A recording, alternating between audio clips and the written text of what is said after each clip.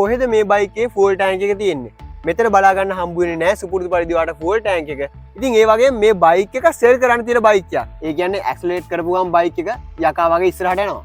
ඉතින් සාමාන්‍යයෙන් මේකේ ලොකු හෙල්මට් එකක් වගේ දාගෙන යන්න පුළුවන් තරම් ඉඩ තියෙනවා මේ බයික් එකේ. කතා කරලා වාට මේ බයික් එක බයි කරන්න පුළුවන්. ලීටරයකට කිලෝමීටර් 25ක් 30ක් අතර වගේ ප්‍රමාණයක්.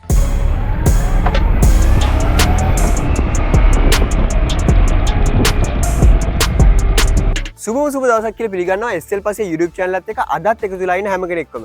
ඉතින් අද ගෙනල්ලා තියෙන්නේ ටිකක් ලොකු බයික් එක රිවිව් එකක්. ඉතින් මේක high capacity range එකකට උනත් දාන්න පුළුවන් බයික් එකක්.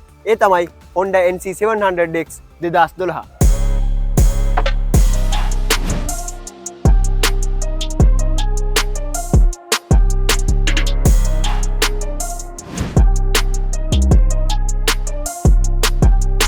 මේ Honda NC 700X බයික් එක හදලා තියෙන ජපානයේ Honda සමාගමේ. මේ බයික් එක නිෂ්පාදනයේ අරමුණ ගැන කිව්වොත් එහෙම මේ බයික් එක හදලා තියෙන ජපානයේ එදිනෙදා වගේ පදින්න. ඒ කියන්නේ මේකේ හොඳ උසක් තියෙනවා. ඒ කියන්නේ හොඳ වේගයක් ගන්න පුළුවන්. ආයේ හොඳ ස්ටෝරේජ් කැපැසිටි එකක් තියෙනවා. ඒ වගේම හොඳට ෆුවල් කරනවා. ඉතින් මේවත් එක්ක තමයි මේ බයික් එක නිෂ්පාදනය කරලා තියෙන Honda සමාගමෙන්.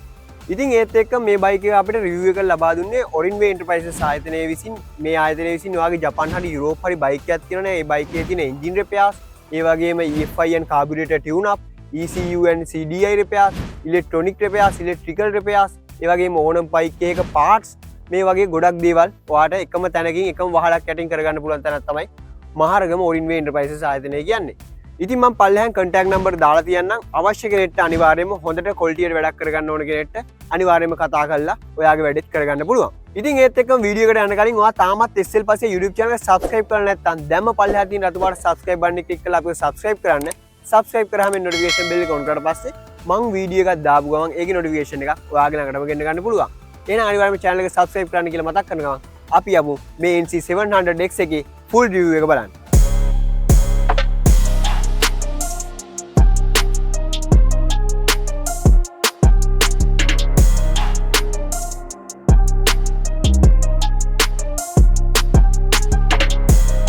සුපුරුදු පරිදි මේ බයිකේ එන්ජින් එක ගැන මුලින් කතා කරොත් එහම 669cc parallel twin 2 cylinder 4 stroke water cooled තනි සිලින්ඩරයකට වැල්ව 4 ගානේ වැල් 8කින් සමන්විත එන්ජින් එකක් තමයි මේ බයික් එකට Honda සමාගමෙන් ලබා දීලා තියෙන්නේ.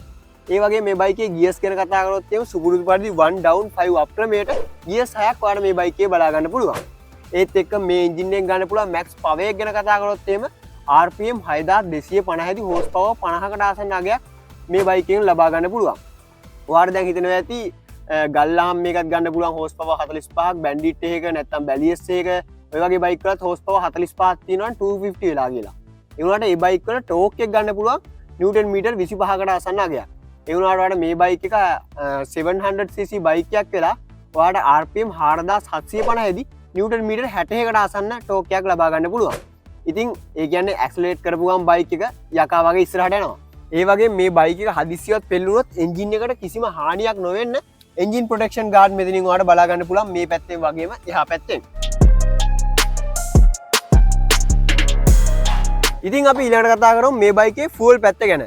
මුලින් ෆුවල් ටැංක් එක ගැන කතා කරොත් එimhe කොහෙද මේ බයිකේ ෆුවල් ටැංක් එක තියෙන්නේ? මෙතන බලා ගන්න හම්බ වෙන්නේ නැහැ සුපුරුදු පරිදි ඔයාලට ෆුවල් ටැංක් එක. ඔයාලට මේ බයිකේ ෆුවල් ටැංක් එක බලා ගන්න හම්බ වෙන්නේ සීට් එක යටින්. ඒ කියන්නේ අන්ඩර් සීට් ෆුවල් ටැංක් එකක් තමයි ඔයාලට මේ Honda NC 700X බයික් එකේ බලා ගන්න පුළුවන් වෙන්නේ. ඉතින් Honda සමාගමේ ලීටර් 14ක තරමක් විශාල ඉන්ධන ටැංකියක් මේ බයික් එකට පාවිච්චි කරලා තියෙනවා. ඉතින් ඒත් එක්ක ටුවරින් වලට වගේ නම් හොඳම බයික් එකක් කියලා මේ බයික් එක අපිට හඳුන්වන්න පුළුවන්. ඒත් එක්ක මේ බයිකේ ෆුවල් කන්සම්ප්ෂන් එක කැටලොග් එකේ බලා ගන්න හම්බ වෙන්නේ ලීටරයකට කිලෝමීටර් 25ක් 30ක් අතර වගේ ප්‍රමාණයක්. ඉතින් ඔයා පදින විදිහත් එක්ක ඇක්සලරේට් කරන විදිහත් එක්ක මේ ෆුවල් කන්සම්ප්ෂන් එක සම්පූර්ණයෙන්ම වෙනස් වෙනවා. ඒ වගේම එන්ජිමට අවශ්‍ය ඉන්ධන දහන මිශ්‍ර වාත අනුපාතය නිවැරදිව ලබා දෙන්න මේ බයික් එකට 36mm ඉන්ජෙක්ටර් සයිස් එකේ ෆුවල් ඉන්ජෙක්ෂන් තාක්ෂණය තමයි බයික් එකට ඇතුළත් වෙන්නේ. එහෙනම් අපි බයිකේ මීටර් පැනල් එක ගැන දැන් කතා කරමු. ඔයාලට මෙතනින් බලා ගන්න පුළුවන් ස්ටෝරේජ් කම්පාර්ට්මන්ට් එක ඕපන් කරන්න වගේම ෆුවල් ටැංක් එක ඕපන් කරන්න කී එක දාන්න ඕන තැන ඔයාලට මීටර් එක ඔන් කරන්න තියෙන්නේ මෙන්න මෙතනින් දාලා. ඉතින් මේ කී එකේ HISS තියෙන Honda ලටම ආවෙන එක. ඒ කියන්නේ මේ කී එක ඇරෙන්න වෙන කී එකක් දැම්මට ඔයාලට මේ බයික් එක ස්ටාර්ට් කරන්න බෑ. ඒ වගේ මීටර් පැනල් එකේ උඩින් ඔයාලට එන්ජින් චෙක් ලයිට් එක, ඒ වගේම ඔයිල් ලයිට් එක, ඒ වගේම නියුට්‍රල් ලයිට් එක, එන්ජින් හීට් ලයිට් එක, හයි බීම් ලයිට් එක, ඒ වගේම කී එකේ තියෙන HISS ලයිට් එක, ඒ වගේම සිග්නල් ලයිට් ඉන්ඩිකේටර්ස් ඔයාලට දෙපැත්තෙන් බලා ගන්න පුළුවන්. මීට පෑල් එක සම්පූර්ණයෙන්ම බලා ගන්න පුළුවන් වෙන මේ විදිහට වෙනවා. වගේම RPM එක RPM 9000 දක්වා ක්‍රමාංකනය කරලා තියෙනවා.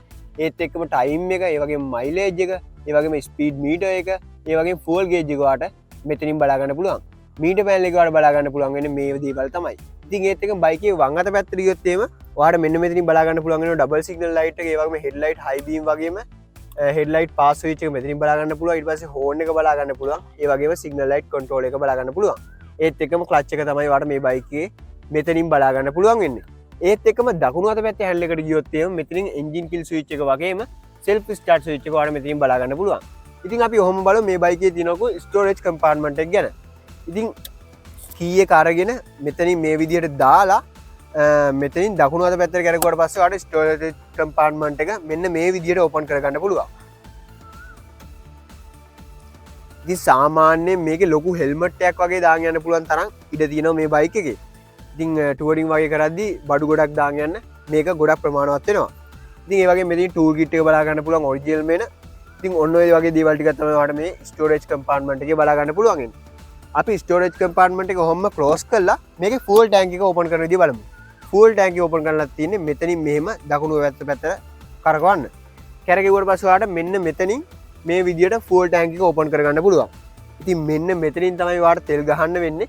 තෙල් ගැව්වාම සීට් එක යට තමයි ෆුවල් ටැංක් එක ඔයාලට බලා ගන්න පුළුවන් වෙන්නේ. ඔන්න ඔය වගේ දේවල් ටිකක් තමයි මේ Honda NC700X එකේ මීටර් පැනල් එක, ඒ වගේම ස්ටෝරේජ් කම්පාර්ට්මන්ට් එක වගේම ෆුවල් ටැංක් එක ගැන කතා කරන්න තියෙන්නේ.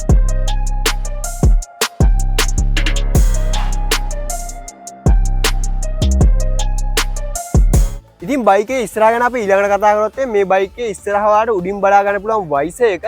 වයිසර් එක යටින් වාට හෙඩ්ලයිට් බලා ගන්න පුළුවන් වෙනවා වගේම හෙඩ්ලයිට් එක දෙපැත්තෙන් වාට එයා කවුලින්ස් බලා ගන්න පුළුවන්.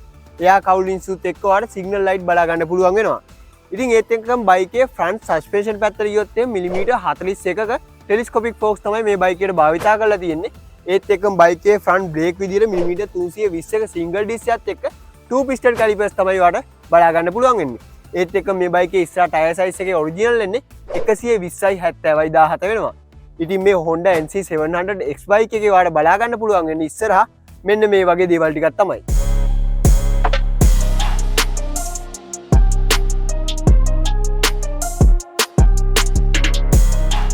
අපි ඔහොම මේ බයිකේ පිටිපස්ස ගැන කතා කරොත් එහෙනම් මේ බයිකේ පිටිපස්සෙන් බ්‍රේක් ලයිට් එක මෙතනින් බලා ගන්න පුළුවන් වගේම බ්‍රේක් ලයිට් එක දෙපැත්තෙන් සිග්නල් ලයිට් බලා ගන්න පුළුවන් වෙනවා. ඔයාලට නම්බර් ප්ලේට් එක මේ බයිකේ මෙතනින් පාවිච්චි කරන්න පුළුවන්. ඉතින් ඒත් එක්කම මේ බයිකේ සස්පෙන්ෂන් ගැන කතා කරොත් එහෙම ඇඩ්ජස්ටබල් ප්‍රෝලිංක් ට්වින් සයිඩඩ් ස්විං ආර්ම් එකත් එක්ක තමයි මේ බයිකේ සස්පෙන්ෂන් වලට බලා ගන්න පුළුවන් වෙන්නේ. ඒත් එක්ක මේ බයිකේ රියර් බ්‍රේක් විදියට මිලිමීටර් 240ක සිංගල් ඩිස්ක් එකක් තමයි ඔයාලට බලා ගන්න පුළුවන් වෙන්නේ. බයිකේ රියර් ටයර් සයිස් එක 160යි 60යි 17 වෙනවා. ඔයාලට පිටුපස පැසෙන්ජර්ගේ ෆුට් රෙස්ට් බලා ගන්න පුළුවන් වෙන්නේ මෙන්න මෙතනින් මෙන්න මේ විදියට. ඒත් එක්කම 2 සිලින්ඩර් වලින් එන එක්සෝස් සිස්ටම් එක මෙතනින් මෙන්න මේ විදියට ඉතාමත්ම ලස්සන විදියට ඩිසයින් එක ඉවරනවා කියලා කිව්වොත් හරියටම හරි.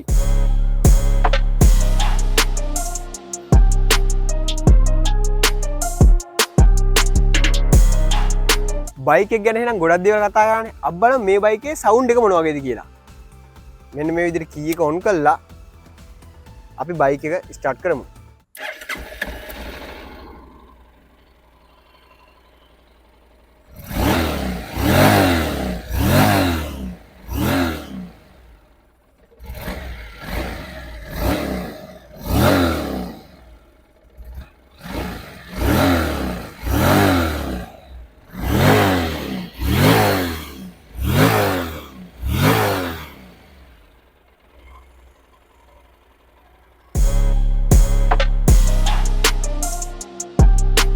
මේ බයික් එකේ ඩයිමෙන්ෂන් සහ ඉතුරුව ගැන කතා කරොත් මේ බයිකේ දිග මිලිමීටර් 2210ක් වගේ වෙන්නේ. ඒ වගේම බයිකේ හයිට් එක නැත්නම් උස මිලිමීටර් 1285ක් වගේ වෙන්නේ. බයිකේ පල්ලන ඒ කියන්නේ විඩ්ත් එක මිලිමීටර් 830ක් වගේ වෙන්නේ. ඒ වගේම මේ බයිකේ ග්‍රවුන්ඩ් ක්ලියරන්ස් එක මිලිමීටර් 165ක් වගේ වෙනවා. ඒ වගේම මේ බයිකේ බර කිලෝග්‍රෑම් 214ක් වගේ තමයි වෙන්නේ. ඒත් එක්ක මේ බයිකේ සීට් හයිට් එක ගැන කතා කරොත් එහෙම මේ බයිකේ සීට් හයිට් එක මිලිමීටර් 830ක් වගේ තමයි වෙන්නේ.